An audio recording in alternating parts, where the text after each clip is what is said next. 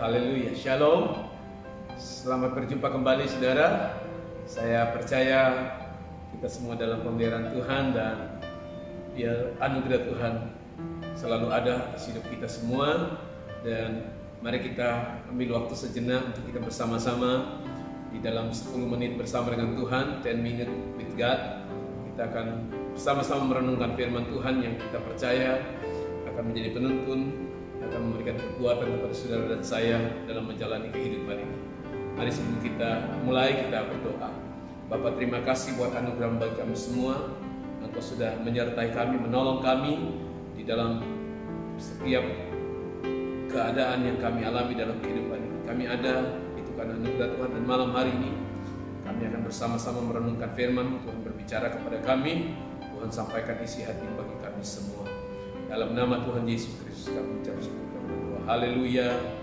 Amin. Nah, saudara yang dikasihi Tuhan, saya ingin mengajak kita untuk merenungkan firman Tuhan dari 1 Samuel pasal yang ke-22 ayat yang pertama sampai ayat yang kedua. Kita akan berbicara tentang cara Tuhan menolong saudara di dalam setiap keadaan kita. 1 Samuel pasal 22 ayat yang pertama sampai ayat yang kedua, demikian firman Tuhan. Lalu Daud pergi dari sana dan melarikan diri ke Gua Adulam. Ketika saudara-saudaranya dan seluruh keluarganya mendengar hal itu, pergilah mereka ke sana mendapatkan dia. Berhimpunlah juga kepadanya setiap orang yang dalam kesukaran, setiap orang yang dikejar-kejar tukang piutang, setiap orang yang sakit hati, maka ia menjadi pemimpin mereka. Bersama-sama dengan dia ada kira-kira 400 orang. Nah, saudara yang dikasihi Tuhan, ini kisah yang menarik menurut saya, dan saya percaya dari kisah ini kita bisa belajar satu kebenaran yang akan menguatkan kita, yang akan menuntun kita bagaimana cara Tuhan menuntun setiap kita dengan cara yang luar biasa. Nah, kalau kita memperhatikan ayat-ayat sebelumnya dari kisah ini, kita akan menjumpai bahwa ini kisah pelarian daripada Daud ketika dia dikejar-kejar dan hendak dibunuh oleh Saul. Semua tentara dikerahkan untuk mencari dia dan membinasakan dia. Itu sebabnya dia melarikan diri. Bahkan kalau kita baca ayat sebelumnya dari ayat ini, Daud harus berpura-pura menjadi orang gila demi untuk menyelamatkan diri. Nah, saudaraku yang dikasihi Tuhan, yang menarik di sini adalah seharusnya sebagai seorang raja yang diurapi, dia harus hidup di istana. Dia harus mendapatkan, dan dia seharusnya mendapatkan fasilitas yang terbaik sebagai seorang raja. Tetapi saudara, yang kita jumpai di sini justru yang sebaliknya terjadi. Daud harus hidup dalam ketakutan, berpindah dari satu tempat ke tempat yang lain. Dia harus berpindah dari satu gua ke gua yang lain untuk mencari perlindungan. Bahkan kalau saudara membaca di dalam Mazmur 142 ayat 5, dikatakan di sana, "Pandanglah ke kanan dan lihatlah, tidak ada seorang pun yang menghiraukan aku." Itu jeritan hati yang Daud ungkapkan di hadapan Tuhan melalui Mazmur 142 ini. Dan saudara, yang menarik di sini, di tengah kesepian, di tengah situasi, di tengah ketakutannya, di tengah pergumulannya, Tuhan memberikan penghiburan, pertolongan dengan cara yang luar biasa, saudara. Kenapa saya katakan luar biasa? Di saat Daud dalam pergumulan, di saat Daud menghadapi tantangan dalam kehidupannya, dia bergumul berat, dia senantiasa dalam ancaman. Tapi justru Tuhan mengirimkan orang-orang yang menurut saya orang-orang yang membutuhkan pertolongan.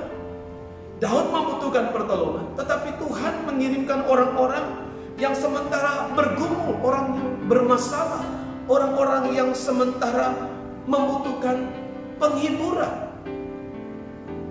Daud membutuhkan penghiburan, tetapi justru Tuhan mengirimkan orang-orang yang butuh penghiburan. Ini hal yang menurut saya luar biasa. Tetapi saudaraku yang kekasih Tuhan, beginilah cara Tuhan menolong Daud. Secara manusia biasa mungkin Daud bisa saja berkata, aku ini sementara mengalami pergumulan. Pergumulanku sendiri belum selesai. Dan aku sementara ada di tempat ini karena aku harus menghindari, aku harus mencari perlindungan. Tetapi saudara yang dikasih Tuhan, Tuhan justru mengirimkan orang yang dalam jumlah yang banyak, bukan datang untuk menolong dia, tetapi justru datang untuk mendapatkan pertolongan dari Daud. 400 orang yang sementara menghadapi pergumulan dalam kehidupan, menghadapi utang piutang, sakit hati, orang-orang yang bermasalah, yang sementara dalam kesukaran, kata firman Tuhan. Nah saudara yang dikasih Tuhan, ternyata ketika Tuhan mengirimkan orang-orang yang sementara membutuhkan pertolongan, dan Daud di sana memimpin mereka, menolong mereka, memberikan kekuatan kepada mereka. Dan rupanya itulah cara Tuhan untuk memulihkan Daud. Daud tidak lagi sibuk mengasihani dirinya sendiri. Daud tidak lagi sibuk meratapi keadaannya. Daud tidak lagi sibuk dengan situasi yang dialaminya, tetapi dia sibuk menolong orang lain. Dia menolong orang-orang yang sementara dalam kesukaran, memberikan solusi, memberikan dorongan nasihat kepada mereka. Dan rupanya saudara yang dikasih Tuhan, itulah cara Tuhan untuk menolong Daud sehingga Daud boleh kuat. Tuhan mau mendidik Daud melalui cara-cara yang di luar pemikiran Daud sendiri. Nah saudara yang dikasih Tuhan, mungkin hari-hari ini kita sementara menghadapi pergumulan dalam wujud yang berbeda. Tetapi saudara yang dikasih Tuhan, mari kita belajar untuk peka dengan suara Tuhan. Situasi yang kita alami, janganlah itu menjadi penghalang buat kita untuk melakukan yang terbaik di hadapan Tuhan. Bisa saja mungkin Daud berkata, aku juga sementara bermasalah, aku juga sementara membutuhkan dorongan, aku juga membutuhkan kekuatan, aku juga membutuhkan dorongan dari orang-orang yang mengasihi. Tapi justru Tuhan mengirimkan orang-orang yang membutuhkan pertolongan, dan Daud memberikan pertolongan itu. Dan dengan cara itu sebetulnya Tuhan sementara menolong. Dan demikian juga cara Tuhan menolong saudara dan saya ketika kita mengalami pergumulan ini. Jangan ragu untuk melakukan yang terbaik. Lakukan apa yang perlu kita lakukan. Dan kita percaya bahwa kalaupun Tuhan mengizinkan kita, mempertemukan kita dengan orang-orang yang membutuhkan pertolongan, mungkin saja saudara bisa berkata, aku juga sementara membutuhkan pertolongan, aku juga menghadapi pergumulan yang berat. Tetapi saudara yang kasih Tuhan, kalau Tuhan mengizinkan, mengirimkan orang-orang yang demikian dalam kehidupan kita, mari kita melakukan, memberikan apa yang dapat kita lakukan.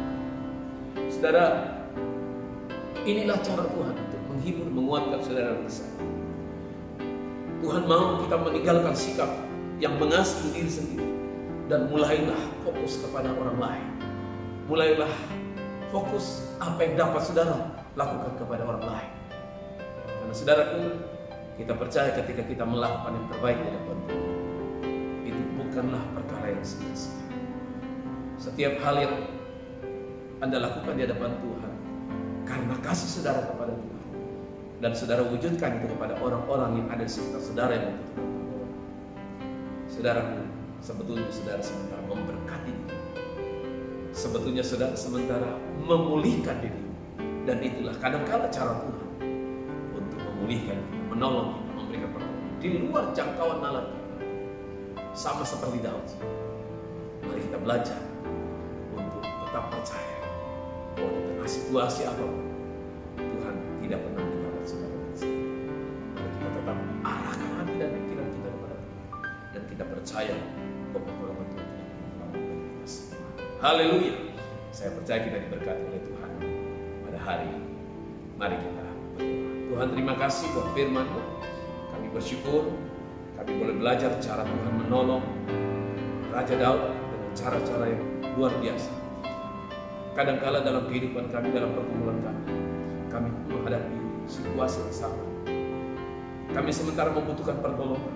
Kami sementara bergumul, tapi justru Tuhan mempertemukan kami orang-orang yang membutuhkan pertolongan. Tapi biar kami belajar hari ini bahwa apapun yang terjadi dalam kehidupan kami, itu bukanlah hal yang menjadi penghalang buat kami untuk melakukan yang terbaik. Panggilan kami, tugas kami di hadapan Tuhan itu menolong orang lain, memberkati orang lain. Karena dengan cara demikian sebetulnya kami sementara memulihkan, memberkati diri kami secara pribadi. Dan itulah cara Tuhan menolong kami. Terima kasih Tuhan buat anugerah bagi kami. Hamba berdoa biar Tuhan tolong kami, Tuhan tuntun kami senantiasa dalam rencana-Mu Tuhan.